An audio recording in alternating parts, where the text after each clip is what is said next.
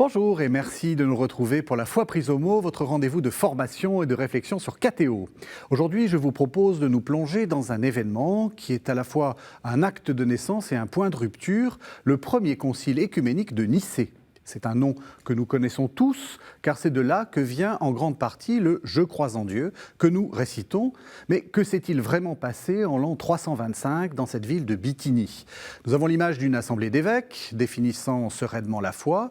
La réalité est bien plus complexe. L'empereur Constantin, en convoquant ce concile, n'est pas seulement un observateur bienveillant, il a un agenda politique, il veut la paix dans son empire et une querelle théologique qui déchire l'Orient. La crise arienne menace cette paix. Alors, comment une dispute sur la divinité du Christ a-t-elle pu devenir une affaire d'État ? Comment les pères du concile ont-ils réussi à formuler la foi en un Dieu à la fois unique et trine ? Et quel est l'héritage de Nicée ? Pour démêler cet écheveau théologique et politique, je suis heureux d'accueillir mes deux invités. Marie-Laure Chailleb. Bonjour. Bonjour. Vous êtes professeur de théologie patristique à l'Université catholique de Lyon. Et Philippe Blaudeau. Bonjour. Bonjour. Vous êtes professeur d'histoire romaine à l'Université d'Angers et vous êtes également membre senior à l'Institut universitaire de France. Alors peut-être pour commencer, j'ai parlé de l'empereur Constantin qui préside au concile. On a l'image, par exemple, du concile Vatican II. Le président de la République italienne ne présidait pas le concile de Vatican II. Alors, qu'est-ce qui s'était passé ? Alors, en fait, on dit que Constantin préside, mais en vérité, c'est bien nos évêques qu'il confie de débattre, et on s'est interrogé pour savoir qui était le président. Alors, l'historiographie traditionnelle disait que c'était un des conseillers de Constantin, un évêque originaire d'Hispanie, Ossius de Cordoue. Aujourd'hui, on est beaucoup plus incertain, et il y a une figure importante qui est Eustate d'Antioche, qui a sans doute joué un rôle considérable dans l'organisation des débats. Et par ailleurs, évidemment, Constantin assistait à certaines des séances où se faisait représenter. Il a un personnage important qu'il délègue, qui s'appelle Philoménos, et qui est là donc pour faciliter les débats et organiser éventuellement toute une série d'aspects logistiques. Mais Constantin, alors on n'est pas à la fin de la vie de Constantin, donc il n'est pas complètement chrétien, il n'est pas baptisé, on dit que c'est à la fin de sa vie qu'il s'est fait baptiser. Son empire n'est pas totalement chrétien. Enfin, loin de là. Voilà. Oui, oui. Alors, pourquoi il fait ça ? Bon, alors d'abord, dire que Constantin est à la tête d'un empire unifié depuis 324. Il est le seul maître à bord, si j'ose dire, depuis qu'il a vaincu Licinius, par une série de 2 victoires du côté de la future Constantinople. Et puis d'autre part, cet empire, eh bien, c'est 4 millions de kilomètres carrés au point de vue terrestre. On y ajoute aussi la mer Méditerranée. C'est plus de 100 provinces, c'est environ 65 millions d'habitants.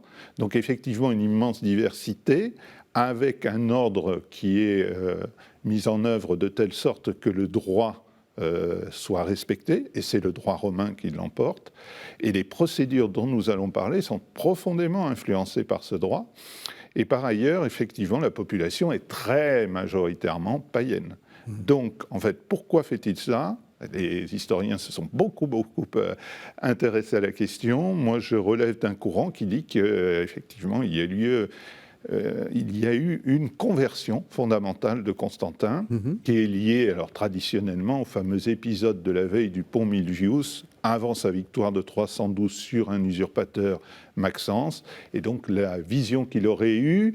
Alors, un premier récit dit une vision nocturne. Le récit d'Eusèbe de Césarée, lui, précise qu'il y a eu 2 temps.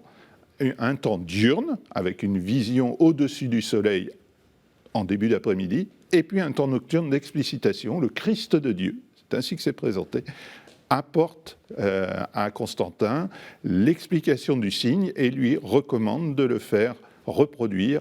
Alors, probablement pour commencer, d'abord sur sa panoplie personnelle et puis sur les boucliers d'un corps de garde.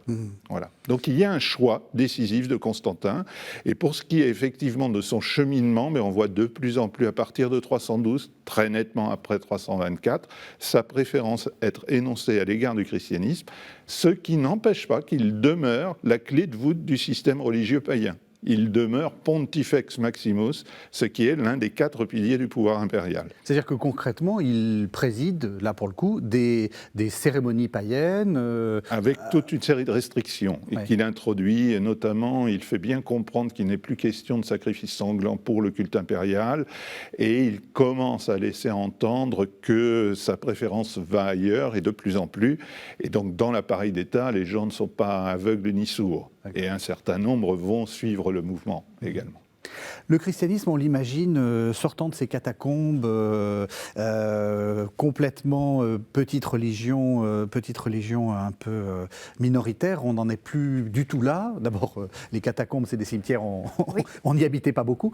Et ils ne sortent pas de leurs catacombes. Ah non, alors ça, c'est cette image romantique. Des chrétiens qui vivaient cachés. Les persécutions ont été parfois très dures et effectivement très violentes, mais jamais de nature à faire que les gens vivaient dans les cimetières. Donc, de fait, les dernières persécutions sont sans doute les plus violentes, mais du coup, quand nous sommes en 325, ça fait déjà 12 ans que l'édit de Milan, le fameux édit dont on conteste le nom, mais en fait, il y a vraiment eu un changement dans la vie des chrétiens, de fait de passer de ce statut indéfini, on va dire, en tout cas illicite, au statut de religion licite. Et surtout, il y a un très grand nombre de théologiens depuis le Christ. C'est pas une religion qui balbutie. On est vraiment dans... Il y a 3 siècles enfin pas tout à fait 3 siècles, mais d'écriture, de débat, voilà. C'est gentil de me tendre la perche parce que de fait, ma spécialisation en fait, c'est vraiment sur les théologiens avant le Concile de Nicée. Il y a cette idée peut-être un peu surfaite de penser que le christianisme commence au IVe siècle. Alors de fait, le christianisme s'institutionnalise, il change de visage, c'est sûr, mais toute la richesse de la réflexion qui précède, pour moi, c'est vraiment la floraison de l'expression de la foi dans la période qui précède. Et en quelque sorte, alors j'aime le dire parce que de fait, c'est pas tout à fait cette idée qu'on peut avoir quand on parle du Concile de Nicée comme un point de départ. Moi, j'aime aussi dire que le Concile de Nicée, c'est un point d'arrivée. Le point d'arrivée de quoi? De tout un tas de théologies, de tout un tas de débats? Une expression de plus en plus fine de la foi. Parce qu'en fait, on est dans cette optique-là. Comment, petit à petit, décanter le vocabulaire, choisir un vocabulaire adapté, élaborer l'expression de la foi la plus fine possible, la plus en adéquation avec l'Évangile. Dans l'Évangile, il y a des tas de trésors, mais qui sont comme inexploités. Et il faut du temps pour formuler les choses au fur et à mesure. Je vais aussi vous tendre une perche, Philippe Blodeau. C'est un des concepts que vous favorisez. Il y a une géo-ecclésiologie, c'est-à-dire qu'il y a des... Enfin, c'est pas un christianisme uni du tout. On a affaire à une organisation ecclésiale qui fait émerger des pôles importants. On pense évidemment du côté occidental immédiatement à Rome. Effectivement, Rome a une autorité liée aussi à la position de cette Église au cœur de la capitale impériale, avec la revendication de 2 figures qui sont Pierre et Paul, martyrs et pour la tradition romaine le même jour de la même année. Et il y a aussi d'autres pôles comme pour l'Orient, principalement Alexandrie et Antioche, qui correspondent à la 2e et 3e ville de l'Empire. Je rappelle que Constantinople n'est pas encore créée. Constantin lance le projet immédiatement après sa victoire sur Licinius en 324, mais l'inauguration, plutôt la dédicace, a lieu en mai 330. C'est très important pour les conséquences géo-ecclésiologiques du Concile de Nicée, c'est-à-dire que Constantinople n'apparaît quasiment pas à Nicée. Et donc évidemment, l'organisation ecclésiale dont Nicée va définir quelques contours ne fait pas valoir le siège de Constantinople. Ceci n'est vraiment pas négligeable. Et effectivement, dans l'ordre de la décision nicéenne, on peut dire déjà 3 choses. C'est que Alexandrie et Antioche vont devoir négocier, et on va voir des tendances modérées des 2 côtés finalement converger. et que par ailleurs Rome est représentée simplement par 2 prêtres.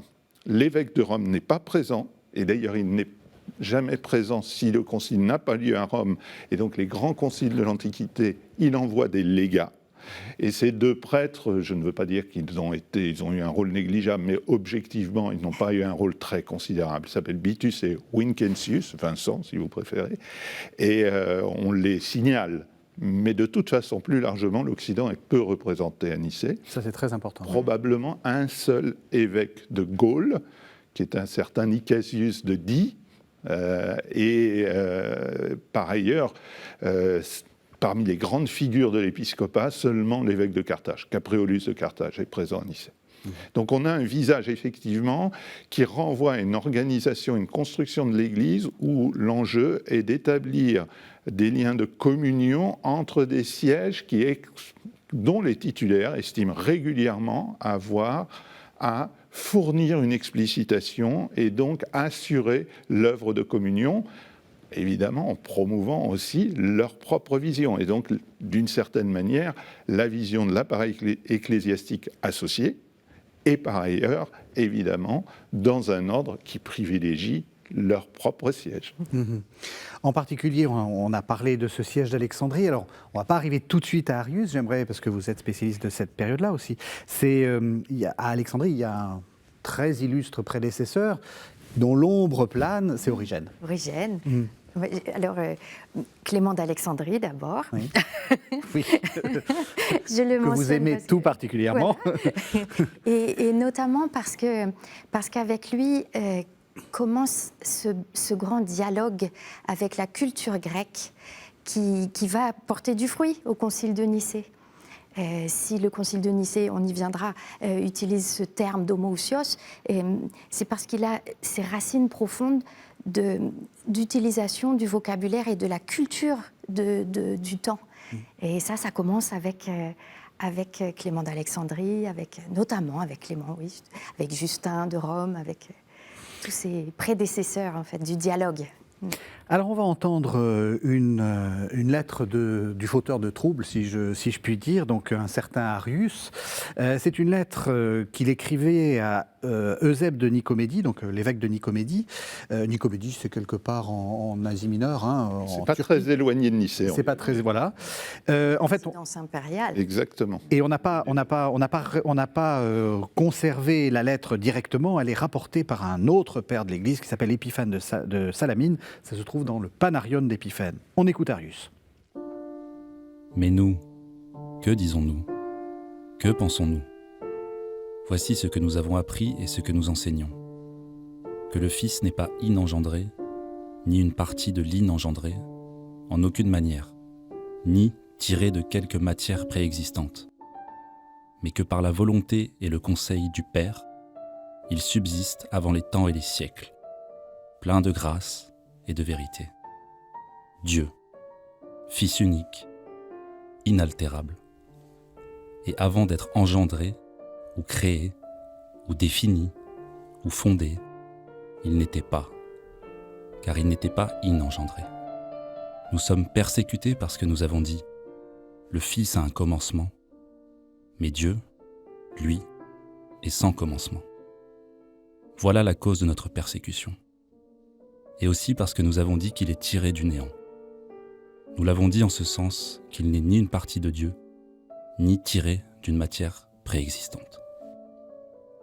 Voilà, vous êtes bien sur KTO, nous sommes toujours sur une émission sur Nicée avec Marie-Laure Chaïeb et Philippe Blodeau. Alors Marie-Laure Chaïeb, je crois que le point central, c'est nous disons, ou nous avons dit, le Fils a un commencement, mais Dieu, lui, est sans commencement. Ça paraît un peu compliqué, mais en fait, ça veut simplement dire que le Fils n'est pas Dieu. En fait, il me semble qu'il faut peut-être un petit mot pour dire d'où ça vient une hérésie. Parce que les images que nous nous faisons aujourd'hui, en fait, elles sont le fruit de toute une histoire. Moi, j'aime à dire qu'aucun responsable d'hérésie ne s'est réveillé le matin en disant « je vais fonder un mouvement rebelle ». Je vais devenir hérésiarque. Voilà, exactement. Enfin, il y a dans le fond d'une hérésie, il y a toujours... C'est une formule, une bonne volonté, mais qui n'est pas suffisamment équilibrée, qui finalement finit par s'égarer. Et la bonne volonté, entre guillemets, d'Arius, c'est de préserver le caractère transcendant du père. Et ça, on ne peut pas le lui reprocher, ça lui vient d'une culture profonde, probablement d'une culture, parce qu'il vient d'Alexandrie, d'une communauté qui a des racines très profondes dans le judaïsme. Absolument. Et du coup, là, le réflexe de ces chrétiens-là, c'est d'abord de préserver le caractère complètement transcendant du Père. Le fait de ne pas comme on le voit au temple de Jérusalem, hein, d'avoir des sas en quelque sorte de transition pour s'approcher de lui, pour préserver le caractère unique de sa nature divine. Se greffe sur cette question le positionnement du Fils. Parce que si on a cette image d'une transcendance absolue du Père, pour pouvoir rendre compte de la place du Fils, il va falloir trouver des bonnes manières. La difficulté dans laquelle Arius tombe, avec toute cette bonne volonté donc, qui finit par s'égarer, c'est de le considérer en fait comme un intermédiaire. Ce que le Concile va corriger en le présentant comme un médiateur. Il y a une différence. Ce que Arius a fini par...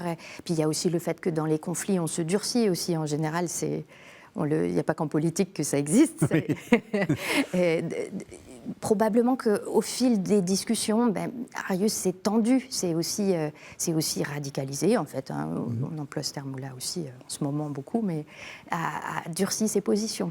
Donc le présenter comme un intermédiaire qui fait que seul le Père n'a pas de commencement. Et on l'entend très bien dans sa lettre, il y a ce qui va faire la différence, en quelque sorte, entre le Père et le Fils, c'est que le Fils a un commencement. Donc les termes d'inengendrer, les termes de créer à partir de rien, ça c'est la caractéristique d'une créature, d'être créée à partir du néant. Donc là, à partir de ce moment-là, c'est vrai qu'on ne peut plus suivre, si on a la foi chrétienne, on ne peut plus suivre Arius parce que c'est sa nature divine qui est mise en question. Pour bien comprendre, donc ça veut dire qu'il veut conserver le monothéisme en réalité. Absolument, il a peur qu'on arrive à une sorte de dithéisme ou peut-être de trithéisme. Et alors, est-ce qu'il dit que le Fils n'est pas Dieu ? Et puis, on va même aller plus loin, on va essayer de sauver Arius. Après tout, quand on dit qu'il y a un fils naît après le père, enfin, en théorie, et donc il faut bien qu'il soit engendré, enfin, alors pourquoi pas créé. Est-ce qu'il dit que le Fils n'est pas Dieu ? Alors, il ne le dit pas de cette façon aussi brutale, mais en fait, le fait d'utiliser le terme « créé à partir de rien » l'induit. Oui. Parce que là, il y a, voilà, la théologie de la création a fait son travail depuis les premiers siècles chrétiens, et de fait, cette formule-là est une formule clé. Oui, à partir de rien, ça dit la différence entre Dieu et l'homme. Oui, la créature est inférieure au Créateur. Voilà. C'est ça. Oui. Marie-Laure Chailleb a dit quelque chose de très important, c'est que les hérésies ne sont pas des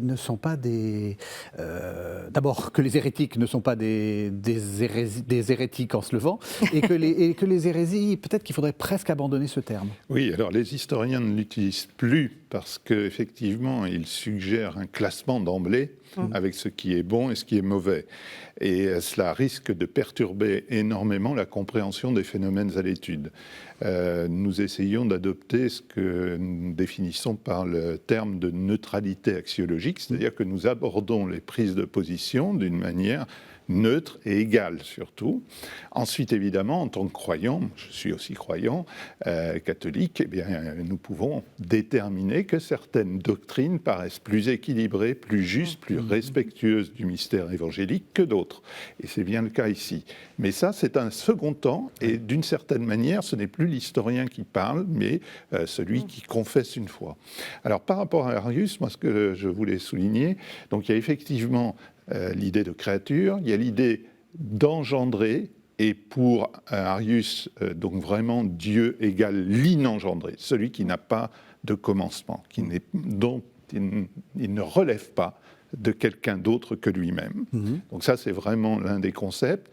Arius et ses contradicteurs mobilisent toute une série de références de type philosophique déjà intégrées dans l'ordre de la théologie. Marie l'a dit tout à l'heure, Alexandrie, il y a une très longue tradition. On a parlé d'Origène, il y a aussi un évêque du milieu du IIIe siècle qui s'appelle Denis d'Alexandrie, qui était allé assez loin. Arius prétend dire « mais je ne fais que répéter Denis ». Denis était allé assez loin dans le sens de ce qu'on appelle traditionnellement le subordinationnisme, c'est-à-dire que le Fils est très subordonné au Père. C'est l'une des tendances. L'autre, c'est le monarchianisme, c'est-à-dire qu'en fait, on conçoit Dieu d'une manière presque unitaire.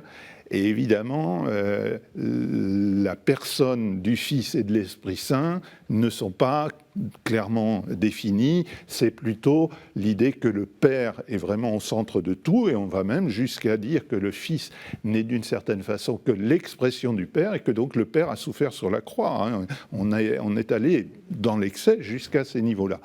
Donc il y a ces deux tendances, et une des choses sur lesquelles je voudrais insister encore, c'est qu'Arius, c'est un prêtre d'Alexandrie, et à Alexandrie, les prêtres ont une certaine autonomie. Et ils organisent des sortes d'exposés théologiques les mercredis et vendredis, c'est bien connu.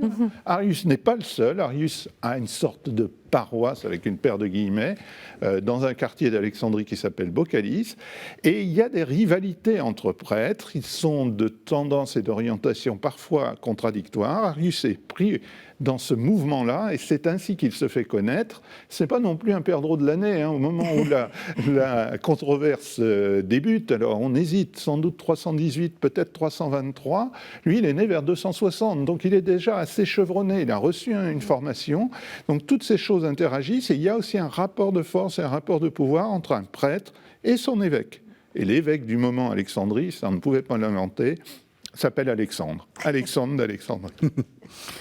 Qui n'est pas le plus malin de tous. Qui n'est pas celui qui, effectivement... Alors, il a un conseiller qu'il va faire venir à Nicée, qui est un diacre, qui s'appelle Athanas, qui évidemment prendra une surface très considérable.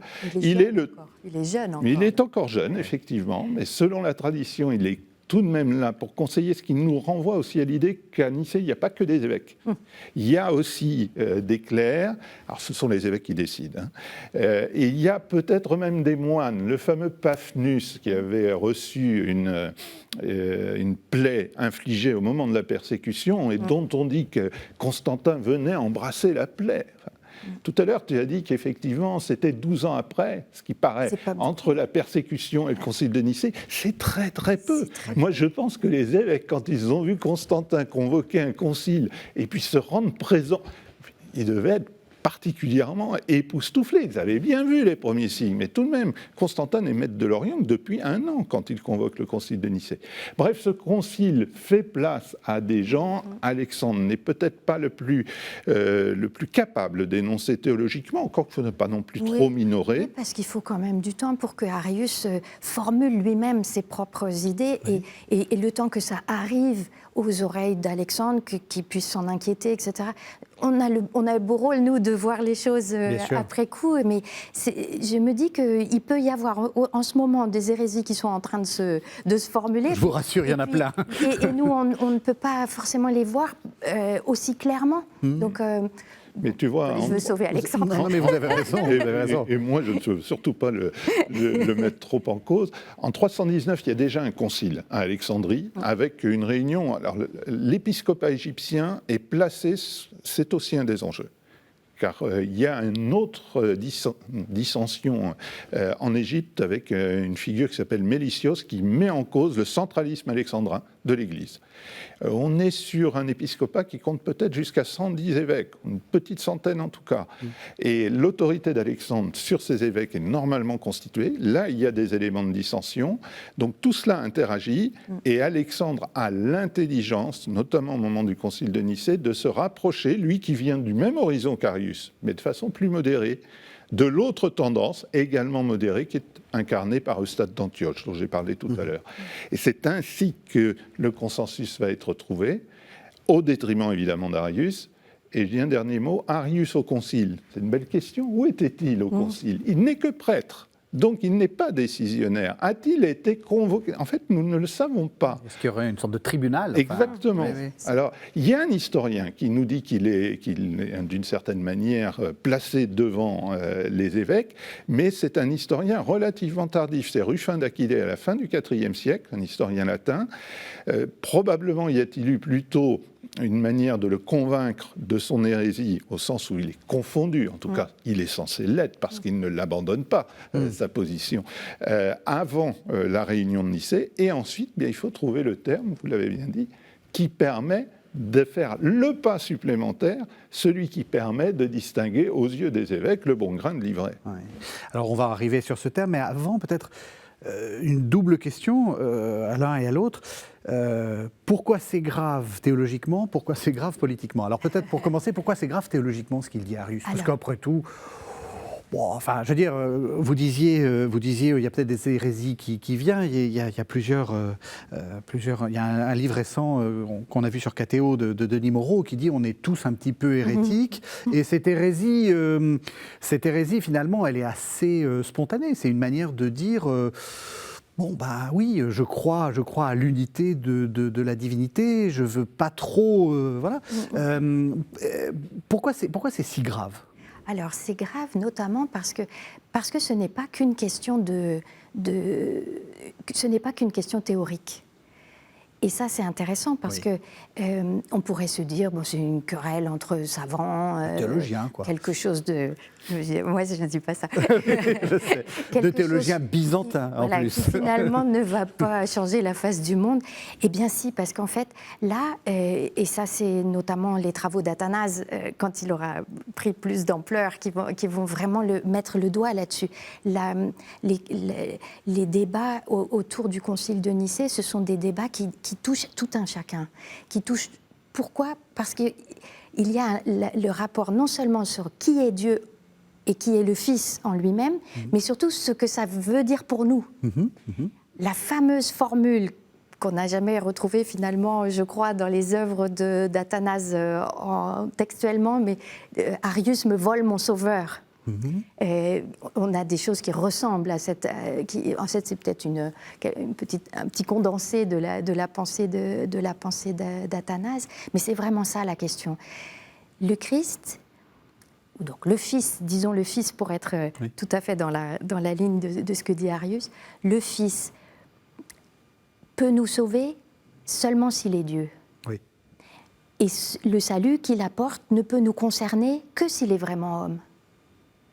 Et c'est cette circularité qui est en fait complètement remise en question si on part du principe que le Christ, le Fils, est presque Dieu mais pas tout à fait. C'est ça. Et vous avez dit ça a aussi des conséquences concrètes. Ça veut dire que concrètement, quel culte on va rendre au Fils? Exactement. Voilà. Exactement. Donc c'est la question de la messe, c'est la question... Alors les sacrements ne sont pas encore tout à fait oui, alors là je pensais plus au baptême, mais quand on est baptisé au nom du Père, du Fils et du Saint-Esprit, pour les acteurs de Nicée, le fait de dire que le Fils est une créature du Père rend le sacrement du baptême tout à fait... ça remet tout en question. Ça remet la capacité du Fils à sauver les hommes. Donc, ça me fait penser à quelques récits qui précisent, alors c'est un peu plus tard, mais que précisément, quand l'invocation n'est pas juste, on voit un miracle s'opérer et la cuve se vider. Donc le baptême est impossible. Voilà. Alors même question du côté de l'empereur. Est-ce qu'il est si théologien que ça, ce brave Constantin? Et est-ce qu'il se dit « on me vole mon sauveur » Je pense que tout n'est pas aussi clair à son esprit. Et il faut le dire dès à présent, Constantin va finalement, après Nicée, donner une préférence tendancielle, très curieuse, surprenante pour nous, à ce qui va à l'encontre de Nicée. Il sera baptisé par un évêque de type arien, qui est le fameux Eusèbe de Nicomédie, dont la lettre faisait mention tout à l'heure. Alors, pour Constantin, en fait, il arrive dans cet Orient, j'allais dire dans l'Orient compliqué, et il fait face à une controverse dont il juge au tout début que c'est une broutille. Il le dit dans l'une de ses lettres. On a la chance avec Constantin de conserver 42 lettres et 3 discours. Oui. Et aujourd'hui, on s'accorde pour dire qu'il s'agit bien de l'énoncé de sa propre pensée. Donc au départ, il a tendance à vouloir chapitrer un tout petit peu Arius et Alexandre. Et vous allez vous entendre, nom d'un chien, je dirais, quasiment. Et puis, il envoie aussi Auguste Cordoue, et il voit bien que la chose est bien plus compliquée que ça. Alors, pour lui, il y a 2 enjeux fondamentaux. C'est évidemment l'unité de l'Église et l'unité de l'Empire. Et il considère que l'unité de l'Empire doit être à l'image de l'unité de l'Église. Constantin a une ligne directrice qui est celle de considérer les évêques comme des gens crédibles, sur lesquels compter. Et probablement a-t-il à l'esprit que l'universalité du christianisme va ressourcer, rénover l'universalité romaine, puisque précédemment, le motif de la citoyenneté, généralisé à l'ensemble des citoyens libres de l'Empire, avait porté certains fruits, mais n'avait pas permis de faire face à toutes les difficultés. Là, on est en 212. Donc cette optique de réaliser cette unité est évidemment une question centrale à ses yeux. C'est pourquoi il met le paquet. Et c'est pourquoi il les réunit dans un palais. Alors, Nicomédie et Nicée, Nicomédie a une importance plus grande comme cité que Nicée, mais Nicée a tout de même un palais impérial qui vient en fait d'un ancien palais royal des rois de Bithynie. Et il va aussi mobiliser toute une série de moyens logistiques, notamment le fameux cursus publicus, pour faire déplacer les évêques, et il va réunir, alors combien d'évêques ? Hilaire de Poitiers, pour qui j'ai une vénération sans borne, dira 318. Donc il a raison. Sans doute. 318 comme les 318 serviteurs d'Abraham dans le livre de la Genèse. Non. On pense plutôt 250, présents ou représentés. Mais c'est déjà très considérable. Ça veut dire qu'effectivement, il faut les recevoir. Et ils ne sont pas seuls. J'ai parlé déjà d'Athanase. Tous sont accompagnés. Exactement. Il y a toutes, vous voyez, les mulets pour le transport des biens, parce qu'ils viennent aussi sans doute avec quand même quelques références à mobiliser, non pas le portable dans leur poche. Donc voilà, tous ces éléments-là font qu'effectivement, il y a des moyens. Et pour clore, le concile s'ouvre le 20 mai 325, il se clôt en juillet, et au terme du concile, il y a même une invitation qui est lancée aux évêques pour qu'ils s'attablent pour la fête des 20 ans, des Vicenalia, de pouvoir de Constantin. Donc on voit bien toute l'importance qu'il accorde à la chose. Alors on va entendre le résultat final, si j'ose dire, c'est-à-dire le symbole, comme on dit, donc la confession de foi, le symbole du premier concile de Nicée. Alors elle nous est rapportée par le fameux Athanase d'Alexandrie, qui est un peu le héros du moment, si on peut dire, dans sa lettre sur les décrets du concile de Nicée.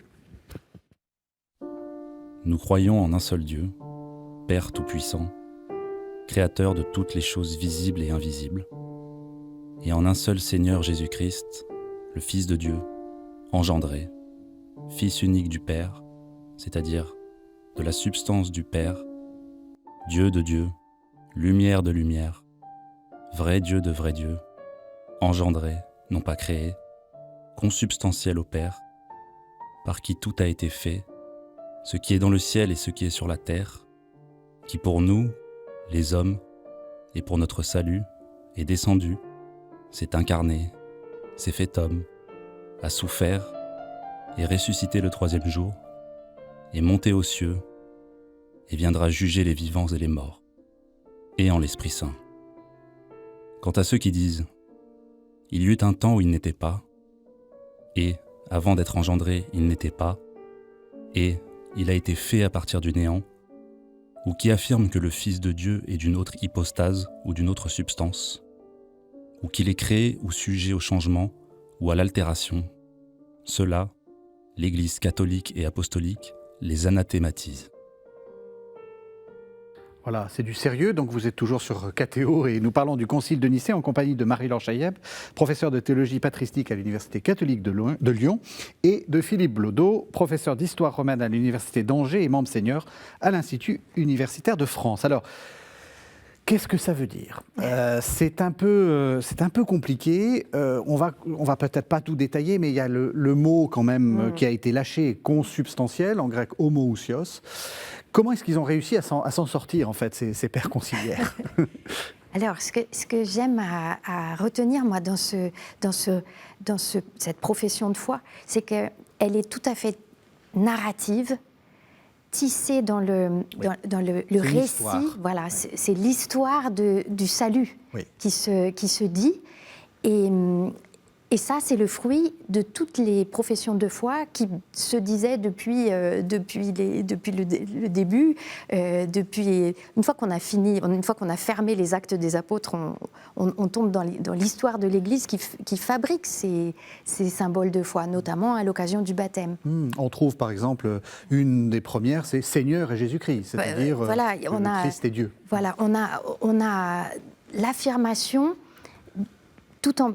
parce que le Dieu des chrétiens se révèle dans l'histoire, l'affirmation que la geste du Christ est salvatrice pour les hommes. Donc la structure narrative reste. Et au milieu de cette structure, tout à coup, ce terme qui est effectivement particulier, puisque c'est pas un terme scripturaire, c'est pas un terme c'est pas un terme qui est inventé au moment du concile, parce qu'il a déjà une histoire, ce mot, mais c'est le terme que les évêques rassemblés ont cru être le plus adapté pour dire le cœur de la foi. Ça, c'est vraiment la nouveauté du concile de Nicée. Et ça dit quoi? Consubstantiel. Alors moi je dirais plutôt de même nature, mais je sais que c'est un gros débat. J'ai pris une traduction qui le prend comme ça. Effectivement. Voilà. Donc formé de deux parties, homo ou sios, donc de même nature. C'est pour ça que j'aime bien le de même nature, parce que ça permet de coller bien au grec. Ça veut signifier, si on regarde les choses une fois que c'est terminé, une fois que le débat est clos, ça veut montrer qu'il n'y a pas de différence de nature entre le Père et le Fils, exactement ce qu'on vient de dire par rapport au fait que le Fils n'est pas créé. Donc il n'y a pas d'escalier, c'est ce qu'on reprochera à Arius, c'est d'avoir introduit une forme de différence de niveau. Donc on a le Père sur la première marche, le Fils sur la deuxième marche, et puis au final, même les disciples d'Arius pour mettre l'Esprit Saint sur une troisième marche. Et le projet de ce terme, c'est de remettre tout le monde sur la même marche. Donc le Père n'est pas diminué du fait que le Fils est de même nature que lui. Le Fils n'a pas de différence, il est Dieu au même titre que le Père. C'est l'objectif de ce terme. Ceci dit, ça ne règle pas les débats, mais au moins ça essaye. Alors, ce qui est intéressant, c'est de relever que homoousios, nous ne savons pas qui a introduit ce terme. Il a une longue histoire, il a une histoire compliquée. Qui avait déjà suscité un certain nombre de polarisations et de désaccords, notamment dans la deuxième moitié du IIIe siècle, autour d'une figure qui s'appelle Paul de Samosate. Et Eusèbe de Césarée, le grand historien, évêque de Césarée-Maritime en Palestine, dit « Ah, mais c'est l'empereur qui l'a suggéré le mot ». Comme ça, il se couvre, parce qu'on sait très bien que le credo de Nicée a pour structure le credo de l'église de Césarée. Eusèbe de Césarée, mais dans ce credo, il n'y avait pas l'homoousios. Et donc, quand il doit rendre compte à ses fidèles de l'église de Césarée, il dit que c'est l'empereur. En fait, on pense que c'est plutôt cette fameuse figure dont j'ai parlé plusieurs fois, Eustate d'Antioche, qui est à l'origine de la réintroduction, ce qui a permis effectivement ce terrain d'entente. On voit aussi que le texte que l'on a entendu du credo de Nicée n'est pas celui que nous professons. On va y revenir. On va y revenir. Et qu'en particulier, cet anathématisme, c'est la fin, est assez, donc une condamnation, est assez troublant, puisqu'il fait valoir l'idée qu'il ne serait pas de foi orthodoxe de considérer que le Fils a une autre hypostase. Or, précisément, le développement de la controverse va annoncer un Dieu en une seule essence ou nature. Moi, j'emploie le terme d'essence, mais en français, le terme d'essence sent un petit peu autre chose. C'est toujours le même problème. Mais trois hypostases. C'est aussi parce que les termes vont connaître une précision et un déploiement de sens. Que veut dire hypostase à Nicée n'est pas exactement, n'est même pas du tout ce que cela veut dire à Constantinople en 380. Alors qu'est-ce que ça veut dire hypostase à Nicée et à Je voudrais revenir Constantinople? quand même un tout petit peu sur. Mais sur vous ne Homo lâcherez Ousios. pas, hein, Mais vous allez avoir droit. je voudrais souligner le caractère vraiment extraordinaire d'avoir choisi ce terme. Parce que, en fait, les évêques réunis alors, Philippe est là pour rappeler les circonstances concrètes, etc. Mais on peut aussi regarder un peu avec les yeux de l'espoir en se disant que c'était une belle découverte théologique. Il y a comme un pari qui est relevé là, c'est de dire que finalement, dans la culture ambiante, profane, il y a des outils qui vont permettre de dire le cœur de la foi au plus juste. Mais moi, je trouve que ça, c'est un travail que nous avons à faire tous les jours, hein, de pouvoir s'appuyer sur les pierres d'attente, comme on dit, ou les semences du verbe, comme dirait Justin, pour dire, on peut... il n'y a pas un monde profane et un monde religieux qui sont en vase clos et en silo. On peut profiter des avancées de la réflexion, y compris profane, pour s'en servir comme d'un vecteur pour la foi. Vous dites cela parce que le mot ousios, c'est un mot philosophique en réalité. Voilà, c'est un terme qui vient c'est du vocabulaire philosophique. C'est ça. Donc, il n'est pas que philosophique, il est aussi très concret. C'est le mot que l'on emploie pour dire les alliages, par exemple, de métaux. Oui. Donc il a en fait une diversité d'acceptions relativement large. Mais c'est beau de se dire, en introduisant ce terme, bien sûr, il y aura des débats et on va en parler, mais il y a quand même quelque chose d'une ouverture à la culture de l'époque qu'il faut saluer. Il faut saluer. Ils ont pris un risque, et ça s'est chèrement payé pendant un bon siècle par la suite, mais on peut retenir aussi le verre à moitié plein.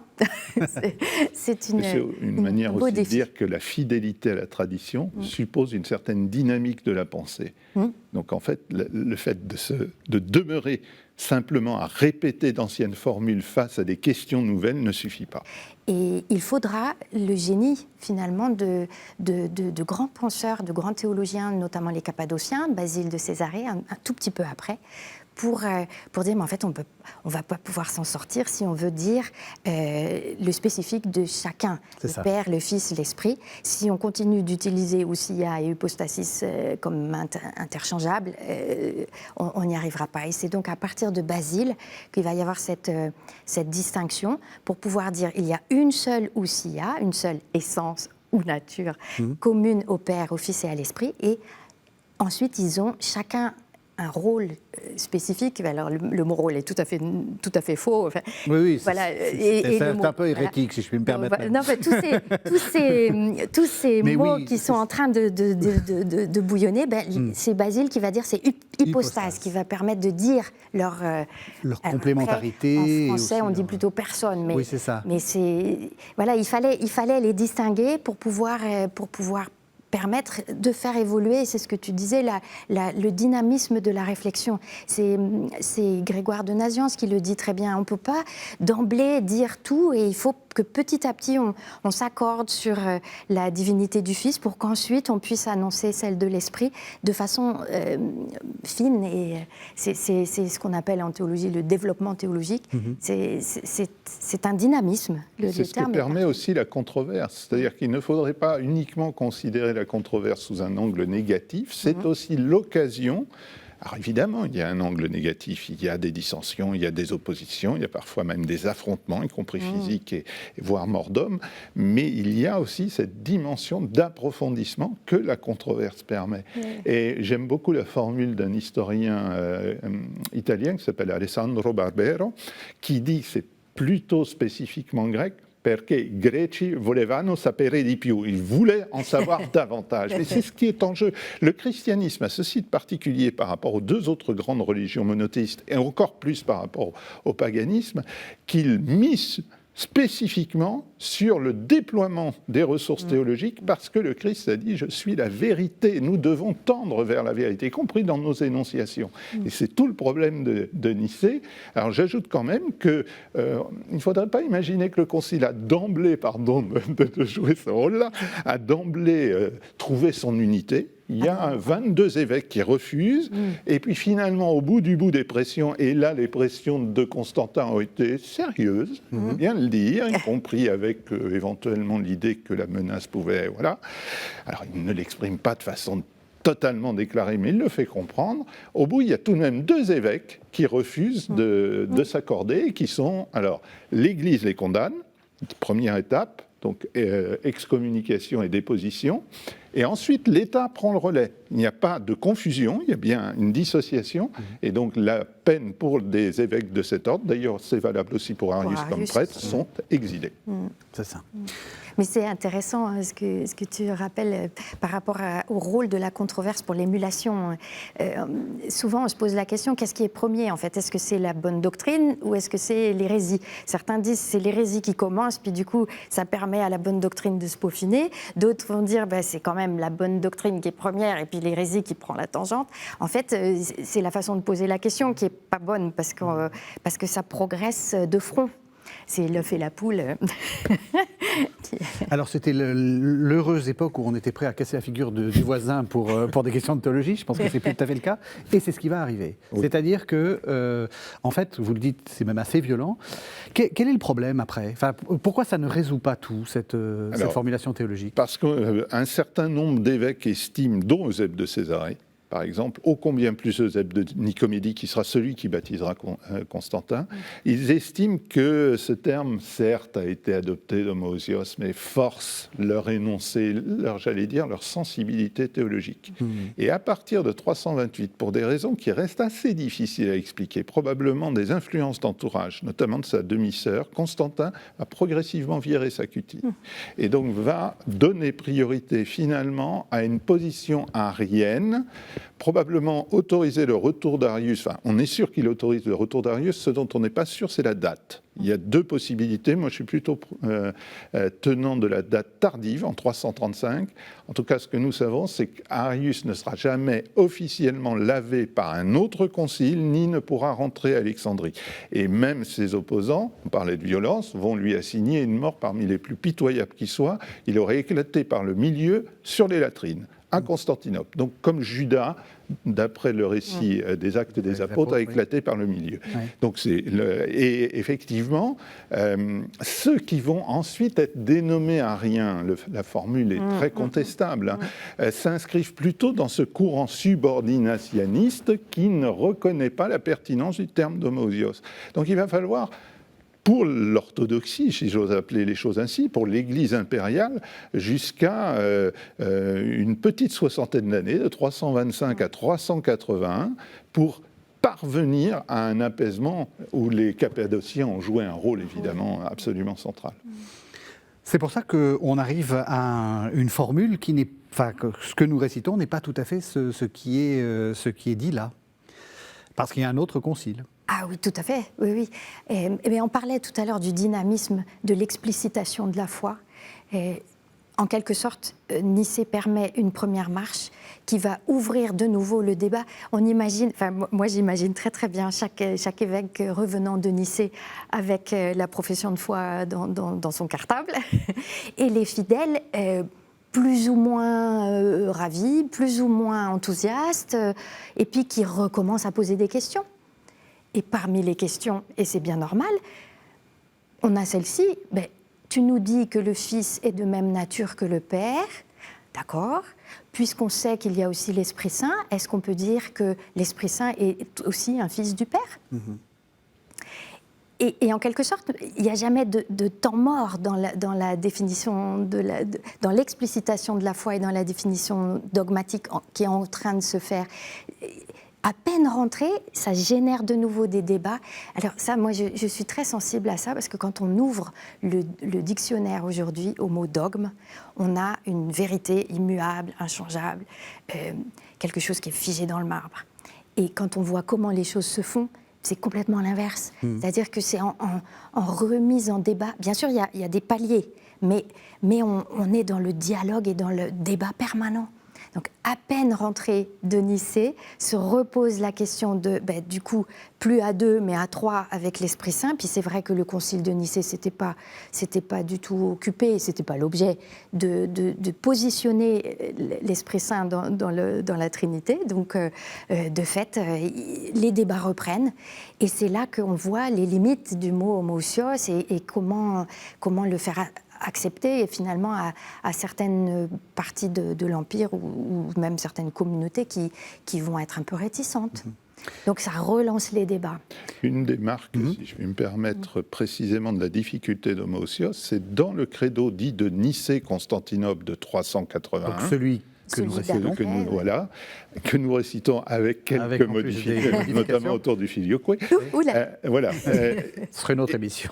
Exactement. Ce qui est très intéressant, c'est que pour définir la divinité de l'Esprit Saint, on ne reprend pas le terme d'homoousios. Exactement. Parce que l'on craint que ça suscite à nouveau un certain nombre de crispations. Et on va donc trouver une formule qui est une sorte de formule, entre guillemets, pour essayer de capter le sens sans reprendre le terme, et donc il est co-adoré, co-glorifié, on comprend qu'il est Dieu. Mais on n'emploie pas le terme d'homoousios. D'un mot, puisqu'il nous reste à peine 2 minutes, qu'est-ce qu'il faut retenir, en plus du credo, qu'est-ce qu'il faut retenir du Concile de Nicée ? Quelle est pour vous la chose la plus intéressante, la plus importante ? Alors, moi, je trouve que c'est très important de voir ce dialogue avec la culture dont on a parlé, mais aussi de dire qu'il ne faudrait pas célébrer le Concile de Nicée pour une mauvaise raison, c'est-à-dire de ne pas considérer que la solution, ce serait ce modèle qui fait sortir un mot unique. Bien sûr, c'était nécessaire pour réfléchir à la Trinité et puis pour faire avancer l'explicitation de la foi. Mais ça ne veut pas dire pour autant que toutes les églises doivent se ressembler. Elles étaient différentes en amont, elles vont continuer à être différentes dans leur vie quotidienne, dans les rites, dans leurs usages culturels, dans leur façon d'exprimer la foi. C'est pas parce qu'il y a un symbole commun qui existe que les églises ne vont utiliser plus que celui-là. Il va y avoir des expressions de la foi qui vont continuer à être riches et variées. Donc le Concile de Nicée n'est pas la première marche d'une uniformité. Je pense que c'est très nécessaire de le préciser. Philippe Blodeau, d'un mot. Oui, mais moi j'insisterai sur sa dimension d'œcuménicité qui est en fait aussi largement liée à sa réception. Exactement. Et au fait qu'il devienne le credo baptismal qui effectivement place quand même dans l'ordre des grands conciles Nicée dans une position très particulière. Tous les autres conciles vont se revendiquer de Nicée. Pour aller plus loin, un livre que vous avez co-dirigé, Marie-Laure Chayeb, avec Marie-Hélène Robert et François Lestan, Célébrer le Concile de Nicée, c'est aux éditions Cerf Patrimoine. Peut-être d'un mot, mais on est presque en retard. Qu'est-ce qu'il y a ? C'était un recueil d'articles ? Alors, c'est un recueil d'articles c'était un colloque de faculté, c'est-à-dire que tous les collègues, y compris en éthique, en histoire, alors en histoire, du coup, ils étaient un peu plus... mais tous les collègues ont été sollicités pour voir qu'est-ce que signifie Nicée pour eux aujourd'hui et comment ils s'emparent de ce qui s'est passé à Nicée. Donc, c'est une actualité du Concile. Célébrer le Concile de Nicée, point d'interrogation. Merci vraiment. Merci. À tous les deux. Merci de nous avoir suivis. Vous savez que vous pourrez trouver cette émission sur le site internet de la chaîne www.ktotv.com ainsi que sur tous les réseaux sociaux. On se retrouve la semaine prochaine.